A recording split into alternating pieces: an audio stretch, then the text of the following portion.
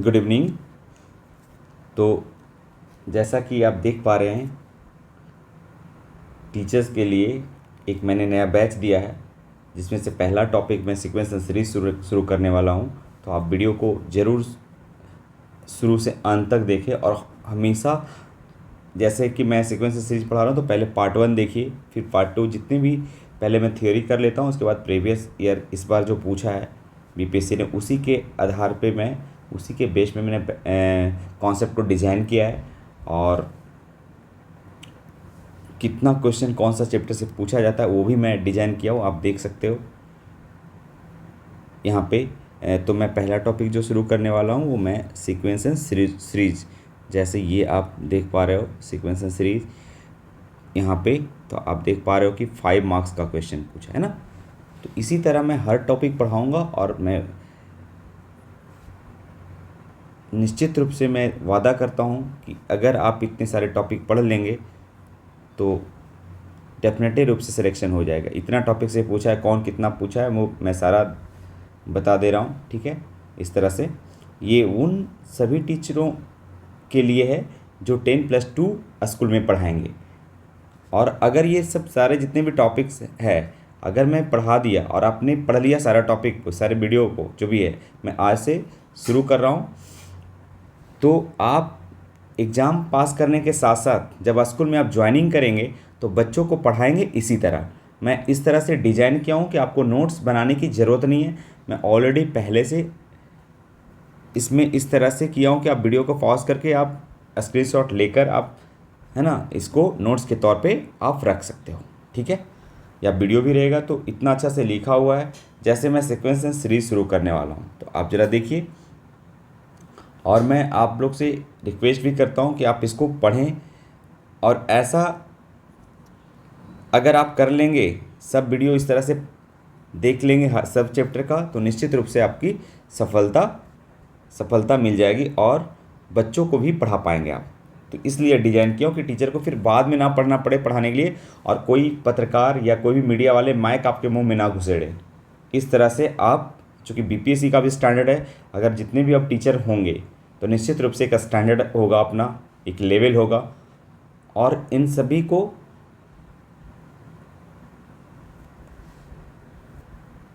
तो चलते हैं, हम शुरू करते हैं, ठीक है। तो पहला जो है टॉपिक, जिसमें इस टॉपिक से 5 मार्क्स का क्वेश्चन आता है, 5 क्वेश्चन पूछे जाते हैं, जिसका मैं हिंदी यहाँ पे इंग्लिश में डिज़ाइन किया हुआ है, लिखा हुआ है। मैं इसको हिंदी भी करते जाऊँगा, ठीक है। और जहाँ पे ज़्यादा ज़रूरत पड़ेगी, लेकिन आपको ये बात ध्यान रखना है कि आपको न्यूमेरिकल टर्म्स को ध्यान देना। हिंदी इंग्लिश ट्रांसलेशन यहाँ मैं नहीं सिखा रहा हूँ, यहाँ मैं मैथ सिखा रहा हूँ, ठीक है। तो सीक्वेंस आप समझ लीजिए। अब इसके अंतर्गत एपी जीपी सब आते हैं, है ना, आता है। तो पहले आप ये सीक्वेंस समझ लीजिए, सीरीज समझ लीजिए। सीक्वेंस का मतलब आप देख पा रहे होंगे कि इसका अनुक्रम होता है। क्या होता है? अनुक्रम। और सीरीज का मतलब होता है श्रेणी, ठीक है। अनुक्रम और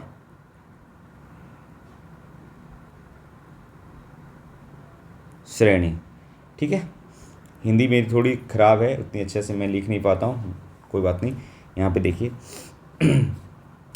तो अनुक्रम पहला आता है कि अनुक्रम क्या है। तो देखिए बहुत ही बढ़िया से लिखा गया है कि sequence is a succession of number which is written according some rules. आप अगर इसको न भी ध्यान देंगे, इस लैंग्वेज में क्या लिखा हुआ है इसको याद रखने की जरूरत नहीं है।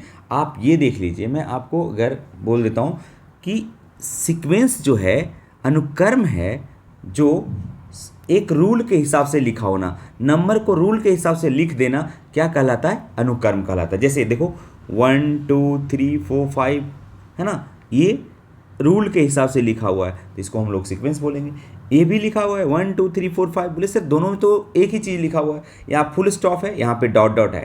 तो ये दो अलग अलग टाइप के सीक्वेंस हैं। वो टाइप बताऊंगा तो आपको समझ में आ जाएगी। फिलहाल ये समझो कि दोनों सीक्वेंस है, नियम के हिसाब से लिखा हुआ है, तो ये सीक्वेंस है। यहाँ पे कोई कन्फ्यूज़न, यहाँ पे बिल्कुल डाउटलेस क्लास की दिया जाएगा आपको फिर डाउट पूछने की ज़रूरत ही नहीं पड़ेगी। आपको मैं इस तरह से डिज़ाइन किया हूँ, एनसीईआरटी बेस्ड डिज़ाइन किया हूँ। आप आराम से पढ़िए और सिलेक्शन अपना लीजिए टीचर्स में, ठीक है। और उसके बाद फिर बच्चों को भी पढ़ाइए यही चीज़। अब जैसे कोई भी टॉपिक्स 11th का टॉपिक है, आपका जो भी 10+2 के टीचर बनेंगे तो 11th-12th का ही मैथ पूछा जाता है, और आपको पढ़ाना भी 11th-12th के लिए, तो आप इस समय पढ़ लेंगे तो दोनों काम हो जाएगा, आपको स्कूल में पढ़ा भी पाएंगे और यहाँ भी हो जाएगा। ठीक है, तो इस तरह से देख लीजिए, इतना एग्जाम्पल मैं लिखती हूँ। ऐसा मैं इसलिए डिजाइन किया हूँ ताकि आपको टाइम, आपका टाइम बचे, मेरा भी टाइम बचे, और मैं ज़्यादा से ज़्यादा कंटेंट आपको डिलीवर कर पाऊँगा। ठीक है, चलिए, तो सीक्वेंस आपको समझ में आ गया कि सीक्वेंस जो होता है वो कुछ नहीं, एक नंबर को सजाकर लिखा होना क्या कहलाता है, सीक्वेंस होता है। ठीक है, क्या सीक्वेंस क्या होता है, संख्या को क्रमबद्ध तरीके से, है ना, या सजा कर लिखा होना, संख्या को सजाकर लिखा होना अनुक्रम कहलाता है। ठीक है, जैसे यहाँ पे ये देख लीजिए, बस अब इस ज़िंदगी में भूलने की ज़रूरत है क्या इसको। ठीक है, अगला चलता हूँ मैं। अब है टाइप्स ऑफ सीक्वेंस। अब टाइप्स ऑफ, इतना तो आप जब इस लेवल का टीचर बनेंगे इतना तो आपको समझ में आ रहा होगा, types of sequence of the basis. नहीं, चूंकि बहुत ऐसा मैं इसलिए बार बार बोल रहा हूँ कि लैंग्वेज का बहुत इशू होता है। अब ये छोटी मोटी तो लैंग्वेज आना ही चाहिए। ठीक है, types of sequence on the basis of term, यानी पद के हिसाब से, पद के अनुसार अनुक्रम के प्रकार।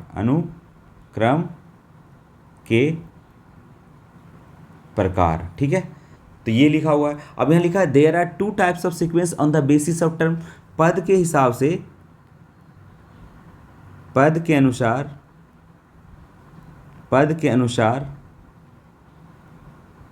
अनुक्रम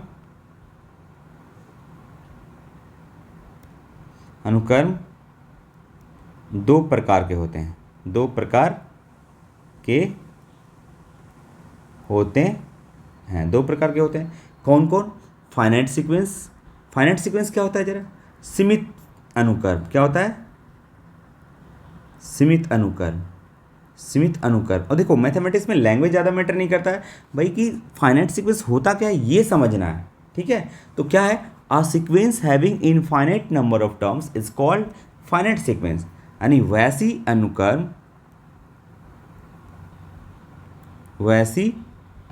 अनुक्रम जिसमें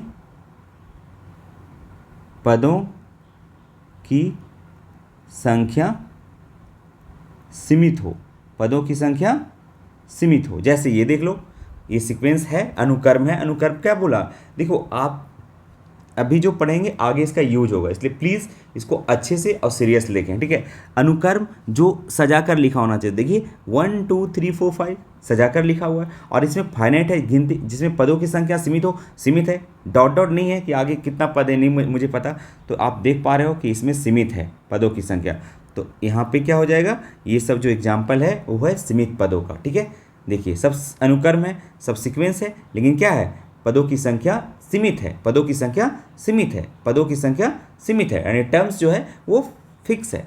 5 टर्म है इसमें, 1 2 3 4 5 6 टर्म है इसमें, 1 2 3, यानी काउंटेबल टर्म है, तो हम लोग इसको बोलते हैं फाइनाइट सीक्वेंस। राइट, मैं उम्मीद करता हूँ कि फाइनाइट सीक्वेंस भी आपको अच्छी तरह समझ में आ गया होगा। ठीक है, इसी तरह आपको देख लेना है, इतने सिस्टमेटिकली डिजाइन है कि अगर आप मतलब जितने भी पार्ट्स का कॉन्सेप्ट होगा, जैसे सीक्वेंस में कितना पार्ट्स होगा अभी तो शुरू किया हूँ, है ना, और रेगुलर ये चलता रहेगा जब तक एग्ज़ाम आप लोग का ना हो जाए। और आप अगर पूरा देख लेंगे तो निश्चित रूप से आपकी सफलता आपके कदमों में होंगे। चलिए, तो आगे हम लोग चलते हैं। Infinite sequence. अब इसी तरह इनफाइनाइट सीक्वेंस देखिए जरा, इनफाइनाइट सीक्वेंस क्या है? इनफाइनाइट सीक्वेंस असीमित। क्या होता है? असीमित अनुक्रम। असीमित अनुक्रम मतलब कि a sequence having infinite number of terms is called infinite sequence, है ना। वैसी अनुक्रम जिसमें पदों की संख्या असीमित हो, सीमित नहीं, असीमित हो, असीमित हो, बस सिंपल। जिसमें पद देखिए डॉट डॉट, यहाँ देखो सीक्वेंस है लेकिन क्या है, डॉट डॉट है आगे, मतलब कितना है पद नहीं पता, ये भी डॉट डॉट है, ये भी डॉट डॉट है तो सीक्वेंस, लेकिन डॉट डॉट है तो इसको बोलते हैं इनफाइनाइट सीक्वेंस। ठीक है, अब आइए, आपने सीक्वेंस समझ में आ गया कि सिस्टमेटिकली ढंग से लिखा होना, रूल के हिसाब से लिखा होना सीक्वेंस कहलाता है, राइट। उम्मीद करता हूँ बिल्कुल आपको अच्छी तरह समझ में आ गया होगा। अब आइए सीरीज, ये है सीरीज।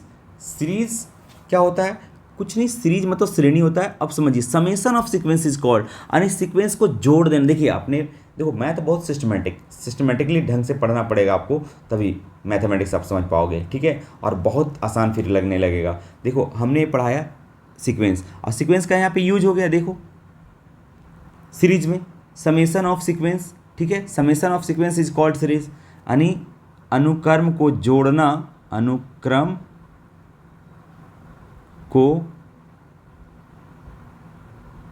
जोड़ना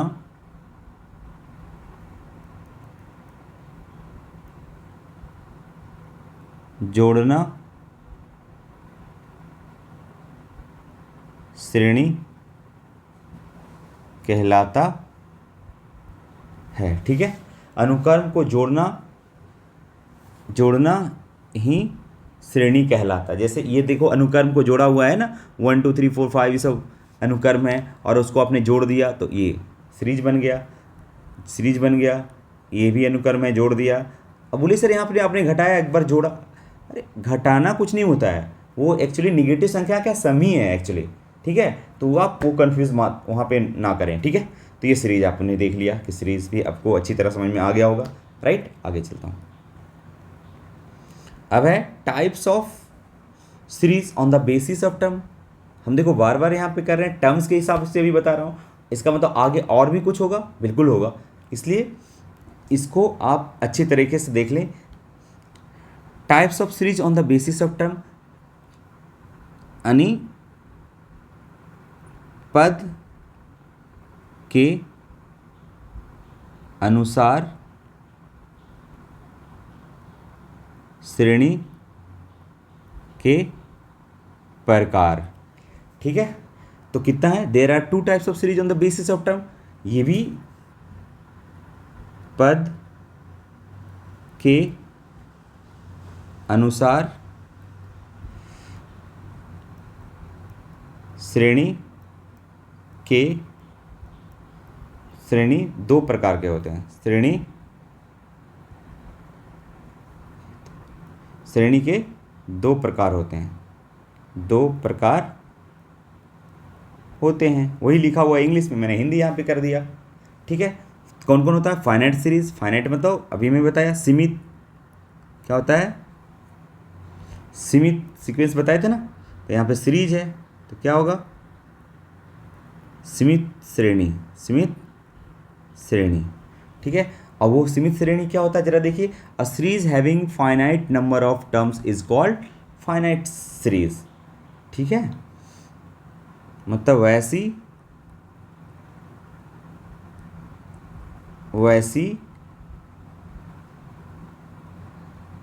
श्रेणी जिसमें पदों की संख्या सीमित होती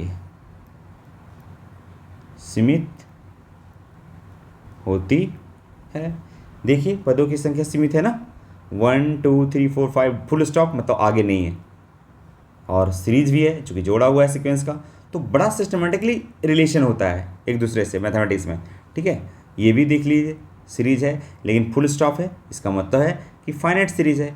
ये भी देख लीजिए फुल स्टॉप है, फाइनाइट सीरीज है। ठीक है, इस तरह से डिजाइन किया हो कि 11th का बच्चा भी पढ़ सकता है आराम से, और वो NCERT बेस्ड भी प्रॉब्लम होगा, और NCERT अगर आपको क्लियर रहेगा 11th का और 12th का दोनों वॉल्यूम, तो आपको कोई नहीं रोक पाएगा, और रोक नहीं पाएगा, अच्छा रैंक भी दे सकते हैं। ठीक है, इसलिए आप पढ़ लीजिए। और बहुत आपको कुछ अभी तक तो ऐसा नहीं लगा कि एकदम बहुत हार्ड है या तो बहुत कॉम्प्लिकेशन है, समझने में कोई दिक्कत परेशानी हो रही, बिल्कुल नहीं। ठीक है, तो चलते हैं आगे हम लोग। इनफाइनाइट सीरीज हो गया। अब नोटेशन में चलते हैं, ठीक है। नोटेशन कैसे हम इसको सीक्वेंस किसी सीक्वेंस को कैसे हम, है ना, डिनोट करते हैं, वो मैं बताने वाला हूँ। जरा देखिए इसको।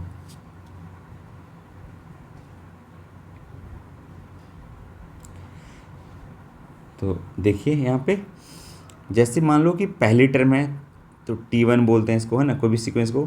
फिर सेकेंड टर्म रहता है तो T2 बोलते हैं। फिर थर्ड T3, फिर T4 dot dot dot dot, अगर लास्ट Tn है, ठीक है, जितना तक जाए लास्ट टर्म है जितना, है ना, तो Tn बोलते हैं इसको। और देखिए इसको कुछ किसी किसी बुक में ऐसा रहता है, NCERT में इस तरह से है, A1 A2 A3 dot dot dot dot AN, right. और देखिए, और कुछ स्पेशल है, इसको बोलते हैं फर्स्ट टर्म। जैसे मान लो फर्स्ट टर्म, है ना,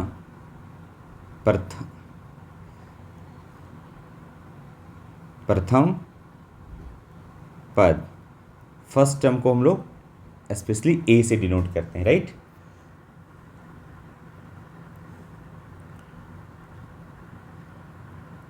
nth टर्म मतलब nवां पद को हम लोग Tn बोलते हैं, ठीक है। nवां पद को हम लोग क्या बोलते हैं? Tn बोलते हैं, right. nth term from the end, मतलब अंत से nवां पद, अंत से nवां पद को हम लोग बोलते हैं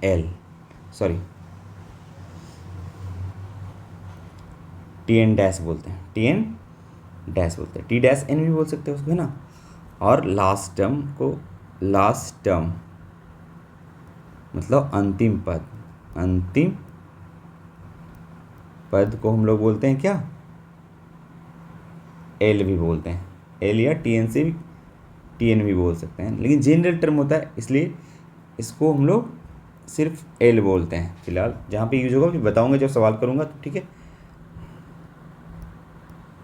सम ऑफ n टर्म्स, n पदों का योग, n पदों को योग होता है Sn, ठीक है। तो इस तरह से कुछ स्पेशल है जिसको डिनोट करते हैं, ठीक है। दूसरी बात, नोटेशन आपको समझ में आ गया।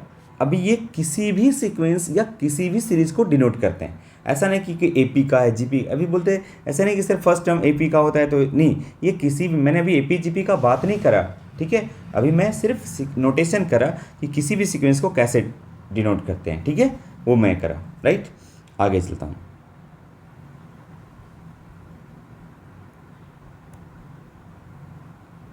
अब है, इसको भी थोड़ा देख लेते हैं, ये भी इंपॉर्टेंट है। फिबोनाची सीक्वेंस क्या होता है, जरा देखिए। एग्जाम यहाँ पे मैंने डेफिनेशन भी लिख रखा है, ठीक है। फिबोनाची सीक्वेंस का क्या मतलब होता है, जरा देखिए। A sequence whose first two terms are equal, है ना, a sequence whose first terms are equal, यानी वैसी, अगर देखा जाए वैसी अनुक्रम जिसमें पहली दो पद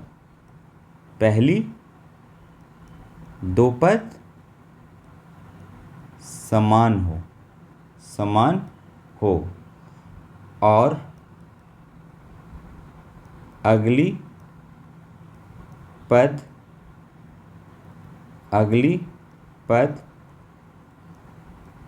निकालने के लिए पिछले दो पद दो पद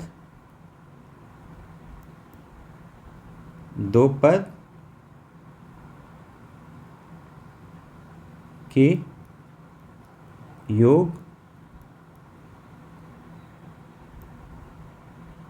दो पद के योग से निकाली जाती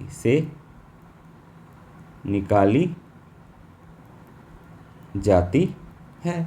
अब जरा देखिए, अब इसका मतलब क्या है एग्जाम्पल से देखिए। इससे आपको कुछ नहीं, ये तो मैंने ट्रांसलेशन किया हूँ, ठीक है। अब जरा देखिए, कहता है कि भाई वैसा अनुक्रम लिखो जिसका पहली दो पद समान हो। वेरी गुड, तो लिख दो 1 1 और आगे अगला जो टर्म है वो बोलता है पिछले में दो टर्म को योग करके, तो अगला टर्म होगा जो पिछले दो टर्म है, पिछले दो टर्म 1 1 है तो 1 1 2 हो जाएगा। फिर अगला जब लिखेंगे तो इन दो टर्म को जोड़ेंगे, यानी 2 1 3, तो ये 3 हो जाएगा। फिर अगला जब लिखेंगे तो इन दो टर्म को जोड़ेंगे तो ये हो जाएगा अगला, यानी 5। अगला जब लिखेंगे इसके आगे तो ये इन दो टर्म का सम को इक्वल होगा, 5 3 8। फिर अगला जब लिखेंगे तो इन दो टर्म को सम का योग है ना, 8 5 13। तो यही फिबोनाची सीक्वेंस है, ठीक है। ये भी बड़ा इंपॉर्टेंट है। ये पूरा डिज़ाइन किया गया है एनसीईआरटी बेस्ड, एकदम आप इतना पढ़ लीजिए, आपका ज़्यादा कुछ नहीं है। 11th में एक बुक है और 12th में 2 वॉल्यूम है। मुश्किल से मुश्किल दोनों मिलाकर मैंने देखा कि 20 चैप्टर है, ठीक है। तो आप उतना अगर पढ़ लेंगे तो आपको कोई दिक्कत नहीं होगी और आसानी से आप सिलेक्शन ले पाएंगे, राइट। तो चलते हैं आगे हम लोग नेक्स्ट। अब है कि कुछ सवाल करेंगे। देखिए, अब मैंने कुछ सवाल रखा है। अब बोलिए सर कैसे ही सवाल बनेगा? बहुत सिंपल है। देखो, मैंने बोला था एन या टी एन। एन का मतलब है कि कोई भी सीक्वेंस का nth टर्म को रिप्रेजेंट कर रहा है। 4n-3, ठीक है। और बोलता है इंडिकेटेड टर्म जो यहाँ पे इंडिकेट कर दिया गया है, यानी A17 निकाल दीजिए और A24 निकाल दीजिए। बहुत सिंपल है। अब बताइए, A17 निकालने का मतलब जब an दिया रहेगा और आपको ऐसा कुछ बोल दे, ठीक है, कोई भी टर्म निकालने के लिए, तो इसका मतलब है कि n के जगह आपको रख देना है 17। तो 4 गुने 17 माइनस 3 इज इक्वल टू कितना हो जाएगा? 17 चौका 64, 64 माइनस 3 दैट इज 61 हो जाएगा, ठीक है। और यहाँ पे क्या हो जाएगा? 4 गुने n के जगह 24 हो जाएगा, 24 माइनस 3 इक्वल टू हो जाएगा 24 चक कितना होगा? 4 चक 16 और 4 दूनी 8 1 96, 96 माइनस 3 इक्वल टू 93, ठीक है। तो ये निकल गया। ये बड़ा आसान सा सवाल था, ठीक है। तो बन गया। इसलिए ये an जो है रिप्रेजेंट कर रहा है किसी भी सीक्वेंस का किसी भी अनुक्रम का nth टर्म, ना कि AP का, ना कि GP का। अलग बात है कि आ जाए ये, अगर मैं करूँगा इसको कैलकुलेट और ये इसका फर्स्ट टर्म सेकेंड टर्म अगर करेंगे तो AP में आ जाए, वो अलग बात है। लेकिन मैंने यहाँ पे आपको ये समझाने की कोशिश कर रहा हूँ कि nth टर्म जो है वो किसी भी सीक्वेंस का nth टर्म को रिप्रेजेंट कर रहा है। कोई पर्टिकुलर टर्म नहीं बता रहा हूँ, ठीक है। वो बाद में बताएंगे कि क्या होता है, ठीक है। चलते हैं। तो अगला सवाल आप लोग ट्राई करें इसको। Find the indicated terms. अगर देखो क्या है कि एन दिया हुआ है, आपको बोलता है A9 निकालने के लिए, है ना। क्या बोल रहा है? A9 निकालने के लिए। देखिए A9, राइट। तो A9 आप निकाल दीजिए, दैट्स वेरी सिंपल है। A9 का मतलब है कि जहाँ जहाँ n है वहाँ हम 9 रख देंगे। It's very simple. That is -1 की पावर कितना होगा? n-1 और n के जगह 9 रख देंगे ना, तो ये हो जाएगा 9 - 1 और n3 स्मॉल n3 है तो उसका मतलब है 9 का क्यूब, है ना।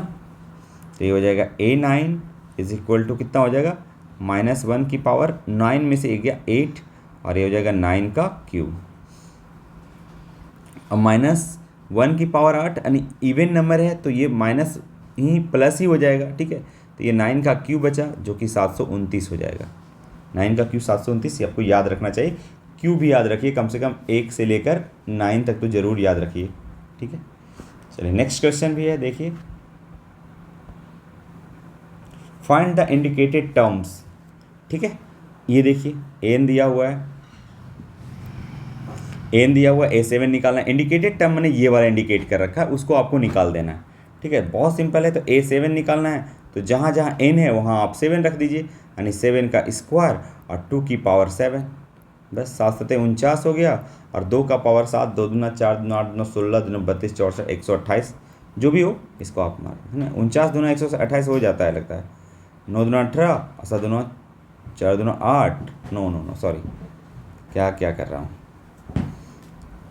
ठीक है, इसको जो भी काट छाट के है वो हो जाएगा, कटेगा तो कटेगा, नहीं तो ऐसे तो कट नहीं रहा है जनरली लगता है। 49 दूना कितना हो जाएगा, 9 दूना 18, 4 दूना 8, नो नहीं कटेगा। ठीक है, तो आगे देखिए, आप एक खुद से बनाने का प्रयास कीजिए। ठीक है, ये बना लेंगे, मुझे उम्मीद है कि आप कमेंट बॉक्स में इसका आंसर ज़रूर दें। ठीक है, और आ जाइए प्रोग्रेशन देखिए, अब है progression. Progression is nothing, it is just like a sequence this is written according some definite rule. देखिए बहुत बढ़िया बात बोला है, कि कुछ नहीं प्रोग्रेशन है। प्रोग्रेशन क्या है, बस सीक्वेंस ही है। तो बहुत अच्छी बात है, आपने सीक्वेंस तो समझ रखा है। ठीक है, तो अनुक्रम यानी प्रोग्रेशन मतलब श्रेणी होता है, श्रेणी श्रेणी। ठीक है, तो ये क्या है, कुछ नहीं है, ये बोलता है कि ये अनुक्रम ही एक प्रकार का। तो बहुत बढ़िया है, ऐसा ही है, इसका आप समझिए 1 2 3 4 5 डॉट डॉट डॉट, ये भी क्या है, अनुक्रम बोलिए या प्रोग्रेशन बोलिए, कोई अंतर नहीं, जो कोई कन्फ्यूजन नहीं है। ठीक है, 2 4 8 16 32, फुल स्टॉप भी दे सकते हैं, कोई भी किसी भी टाइप का प्रोग्रेशन हो सकता है। ठीक है, तो आपने समझ में आ गया कि प्रोग्रेशन कुछ नहीं है, प्रोग्रेशन भी एक प्रकार का अनुक्रम है, जो इस तरह से एक जो कुछ रूल के हिसाब से लिखा होना चाहिए, अकॉर्डिंग सम डेफिनेट रूल, कोई डेफिनेट रूल से होना चाहिए। 1/2 तो 1/3 है, फिर 1/4 है, 1/5 है, इस तरह से, है ना, 1/6 इस तरह से, राइट। तो ये बेसिकली अनुक्रम है। चलते हैं, अनुक्रम आपको अच्छी तरह समझ में आ गया ही होगा। आगे चलते हैं, टाइप्स ऑफ प्रोग्रेशन। बोलिए सर आप बोल रहे हो कि प्रोग्रेशन भी अनुक्रम ही है, तो अनुक्रम तो दो ही प्रकार के, तो मैंने वहाँ पे लिख दिया साफ साफ अक्षरों में कि जो पद के हिसाब से कितने प्रकार के हैं। यहाँ पे मैंने लिखा है प्रॉपर्टी के हिसाब से, तो प्रॉपर्टी के हिसाब से यहाँ देखना है। प्रॉपर्टी के हिसाब से यहाँ पे देखिए, there are various types of progression on the basis of, there are various, यहाँ पे देखिए, there are various types of, there are various types of progression on the basis of properties, but we have to study only 3 types of progression। कहने का मतलब ये है, ये कह रहा है कि ये बहुत टाइप का है, बहुत सारे प्रकार का है, यानी गुण के हिसाब से, गुण के हिसाब या अनुसार, बोलिए गुण के अनुसार प्रोग्रेशन, प्रोग्रेशन मतलब श्रेणी, प्रोग्रेशन ही लिखिए, बड़ा हिंदी है ना, प्रोग्रेशन, गुण के अनुसार प्रोग्रेशन बहुत प्रकार के होते हैं, बहुत अनेकों प्रकार के होते हैं, अनेकों प्रकार के होते हैं, लेकिन but we have to study, लेकिन हमें, तो हम लोगों को सिर्फ 3 प्रकार की पढ़नी है, 3 प्रकार की प्रोग्रेशन पढ़नी है। कौन कौन, अर्थमेटिक प्रोग्रेशन, एपी जिसको बोलते हो। अब यहाँ से देखो कितना अच्छा सिस्टमेटिकली आया, इंट्रोड्यूस हुआ, है ना। ज्योमेट्रिक प्रोग्रेशन जिसको शॉर्ट में बोलते हैं जीपी, और हार्मोनिक प्रोग्रेशन, हार्मोनिक से सवाल था, ज्योमेट्रिक से भी था, अर्थमेटिक प्रोग्रेशन भी था। ठीक है, ये तीनों से था। ठीक है, तो ये हो गया आपके। ठीक है, और आगे के लेक्चर फिर अगले क्लास के बताऊंगा, फिर वहाँ से एपी से मैं इसका विस्तार शुरू करूँगा, एपी जीपी एचपी। ठीक है, तो एक क्लास इसमें शायद अर्थमेटिक में लग जाए, फिर ज्योमेट्रिक में लग जाए, फिर हार्मोनिक में लग जाए। तो ये लेक्चर 1 हुआ, इसको आप जरूर देखेंगे, तभी अगला, है ना, देखेंगे, जो बच्चे नहीं देखे होंगे जरूर इसको देख लें, ठीक है। और दूसरी बात है, ये अगले जो मैं पढ़ाऊँगा तो आपको नोटिफिकेशन मिल जाएगी, आप चैनल को सब्सक्राइब कर लीजिए और लाइक कमेंट शेयर सब कुछ कीजिए जो आपको दिक्कत होती है, ठीक है। और फिर है तो अगले क्लास में मिलता हूँ। Thank you for watching, bye bye.